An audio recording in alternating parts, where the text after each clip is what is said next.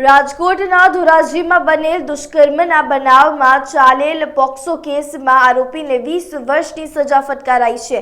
તો Dhoraji sessions court આરોપી ઇમરાનને POCSO કેસમાં 20 વર્ષની સજા અને 5,000નો દંડ ફટકારવામાં આવ્યો છે. વર્ષ 2023માં દુષ્કર્મ અને પોક્સો સહિતની કલમ હેઠળ ધોરાજી પોલીસમાં ફરિયાદ નોંધાઈ હતી. ત્યારે પોલીસ ફરિયાદ બાદ આ બનાવ બાદ પોલીસે ફરિયાદ નોંધી હતી. આરોપીની અટકાયત કરી આગળની કાર્યવાહી હાથ ધરી હતી. હું Kartikeya Manojbhai Parekh, additional public prosecutor Dhoraji.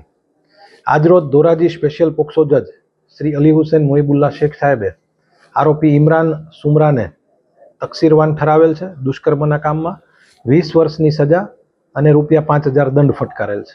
બનાવની વિગત એવી છે કે આરોપી ઇમરાન પહેલા ભોગ બનનારના પિતા સાથે ક્યાંય મજૂરી કરતા, પછી તેમણે રિક્ષા લીધેલી હતી. આ રિક્ષાના ફેરા કરતા અને ભોગ બનનારને સ્કૂલે તેડવા મૂકવા આરોપી જ જતા હતા. ભોગ બનનારની ઉંમર માત્ર 13 વર્ષ છે. તેમણે પ્રેમ સંબંધ કરેલો. આરોપી પરિણીત છે, એમને 3 બાળકો પણ છે. અને આ ભોગ બનનાર ઘરેથી પ્રેમ સંબંધમાં ભાગી ગયા. આરોપીએ પોતાની રિક્ષા જુનાગઢ જઈને વેચી નાખેલ. ત્યાંથી ટ્રેન મારફતે જામનગર, ભાવનગર, અમદાવાદ, રાજકોટ બધે લઈ ગયેલા.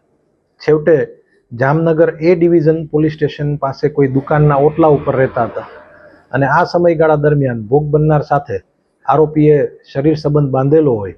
આ તમામ હકીકત અને પુરાવાને ધ્યાને લઈ અને ધોરાજીના મહેરબાન એડિશનલ ડિસ્ટ્રિક્ટ એન્ડ સેશન્સ જજ શ્રી અલી હુસૈન મોહિબુલ્લા શેખ સાહેબે આરોપીને તકસીરવાન ઠરાવી 20 વર્ષની સજા અને ₹5,000 દંડ ફટકારેલ છે.